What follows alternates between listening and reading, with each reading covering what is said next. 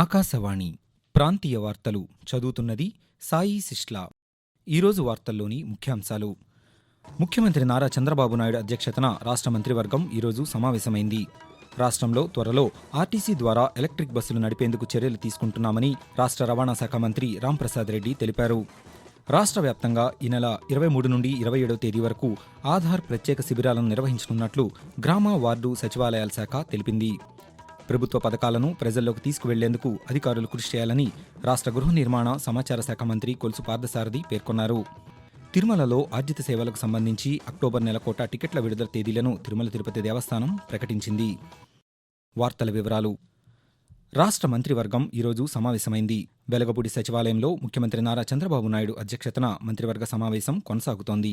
ఈ సమావేశంలో ఓటాన్ అకౌంటుకు సంబంధించిన ఆర్డినెన్స్కు ఆమోదం, ఎన్నికల హామీలు, వాటి అమలు, రాష్ట్ర ఆర్థిక పరిస్థితిపై మంత్రివర్గం చర్చిస్తున్నట్లు ప్రభుత్వ వర్గాలు తెలిపాయి.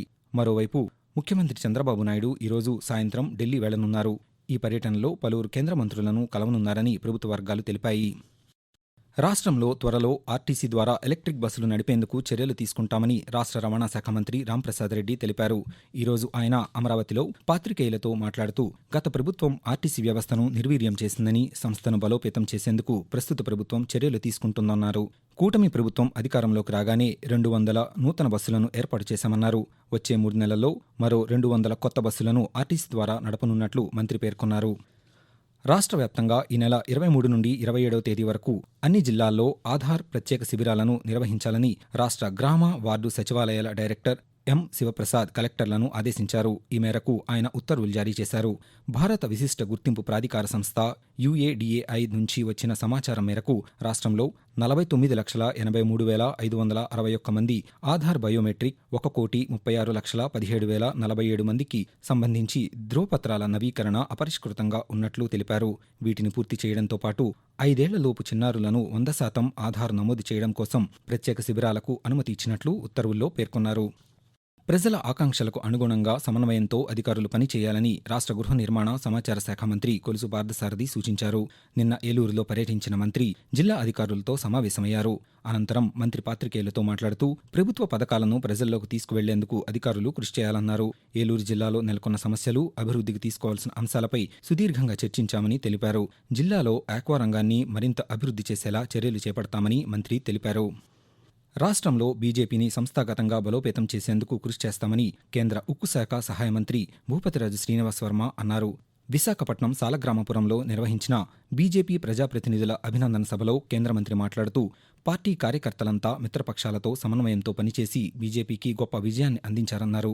రాష్ట్ర వైద్య ఆరోగ్య శాఖ మంత్రి వై సత్యకుమార్ మాట్లాడుతూ బీజేపీ విభిన్న సంస్కృతులు గల పార్టీ అన్నారు.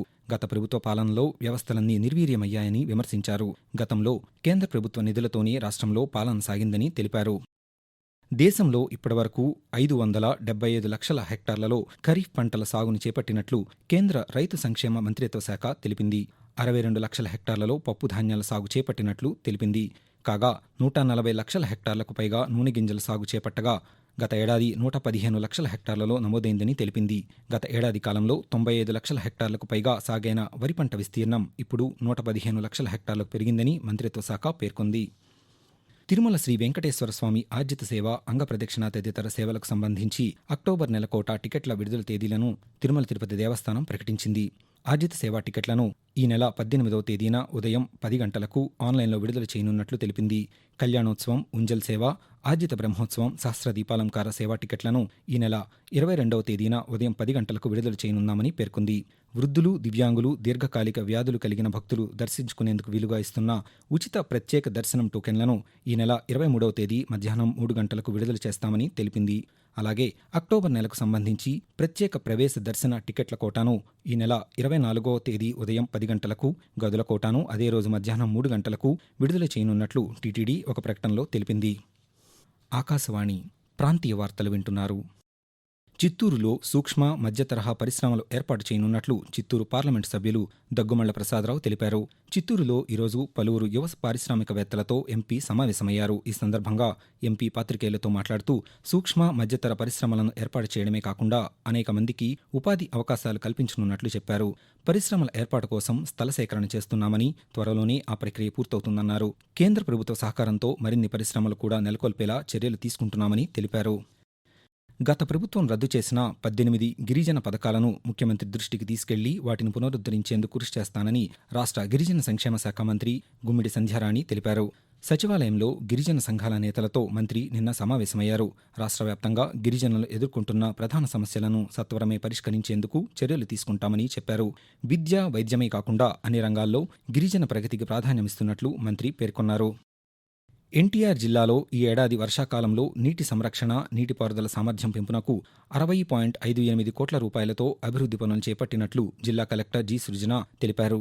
విజయవాడలో జలశక్తి అభియాన్ కింద చేపట్టిన పనుల ప్రగతిపై కలెక్టర్ సమీక్షించారు. అనంతరం జలశక్తి అవగాహన ప్రచార పత్రాలను కలెక్టర్ ఆవిష్కరించారు. ఈ సందర్భంగా ఆమె మాట్లాడుతూ నీటి వనరులు ఉన్న ప్రాంతాల్లో ఆక్రమణలను తొలగించాలని, ప్రతి వర్షపు నీటిబొట్టును భూమిలోకి ఇంకేలా చర్యలు తీసుకోవాలని కోరారు. ఈ ఏడాది జలశక్తి అభియాన్ కింద అమృత సరోవర్ ద్వారా సాగునీటి చెరువుల అభివృద్ధి, సన్నకారు రైతుల పొలాల్లో పంట కాలువల తవ్వకం, చెరువుల పునరుద్ధరణ పనులు, కాలువల పూడికతీత వంటి పనులు చేపట్టినట్లు వివరించారు. వీటిలో కొన్ని పూర్తవగా మిగతావి పురోగతిలో ఉన్నట్లు కలెక్టర్ వెల్లడించారు. తిరుమల శ్రీ వెంకటేశ్వర స్వామి ఆలయంలో ఆణివార ఆస్థాన మహోత్సవాన్ని వైభవంగా నిర్వహించారు.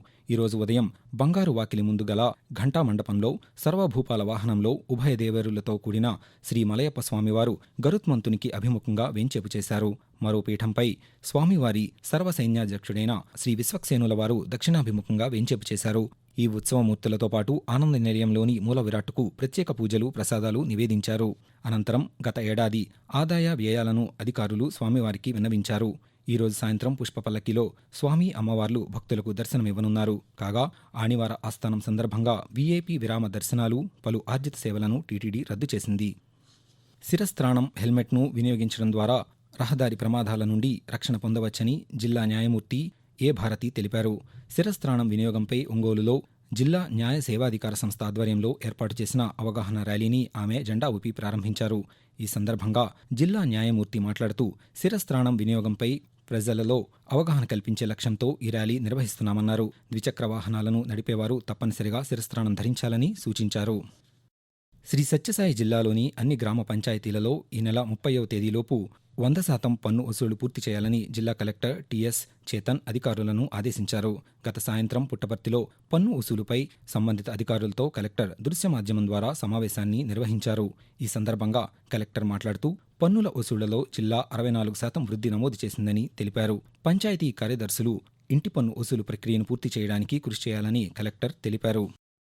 ప్రధానమంత్రి నరేంద్ర మోదీ తన మనసులోని భావాలను ఆకాశవాణి ద్వారా దేశ ప్రజలతో పంచుకునే మన్ కీ బాత్ మనసులోని మాట కార్యక్రమం 112వ సంచిక ఈ నెల 28వ తేదీ ఆదివారం ప్రసారమవుతుంది. మన్ కీ బాత్ కార్యక్రమానికి ప్రజలు తమ సూచనలు, సలహాలు అందించాలని ప్రధానమంత్రి కోరారు. ప్రజలు తమ స్వర సందేశాలను 1800117800 నెంబర్కు ఈ నెల 26వ తేదీ సాయంకాలం వరకు పంపవచ్చును. ఆకాశవాణి ప్రాంతీయ వార్తలు ముగించే ముందు ముఖ్యాంశాలు మరొకసారి. ముఖ్యమంత్రి నారా చంద్రబాబు నాయుడు అధ్యక్షతన రాష్ట్ర మంత్రివర్గం ఈరోజు సమావేశమైంది. రాష్ట్రంలో త్వరలో ఆర్టీసీ ద్వారా ఎలక్ట్రిక్ బస్సులు నడిపేందుకు చర్యలు తీసుకుంటామని రాష్ట్ర రవాణా శాఖ మంత్రి రాంప్రసాద్ రెడ్డి తెలిపారు. రాష్ట్ర వ్యాప్తంగా ఈ నెల 23 నుండి 27వ తేదీ వరకు ఆధార్ ప్రత్యేక శిబిరాలను నిర్వహించనున్నట్లు గ్రామ, వార్డు సచివాలయాల శాఖ తెలిపింది. ప్రభుత్వ పథకాలను ప్రజల్లోకి తీసుకువెళ్లేందుకు అధికారులు కృషి చేయాలని రాష్ట్ర గృహ నిర్మాణ, సమాచార శాఖ మంత్రి కొలుసు పార్థసారథి పేర్కొన్నారు.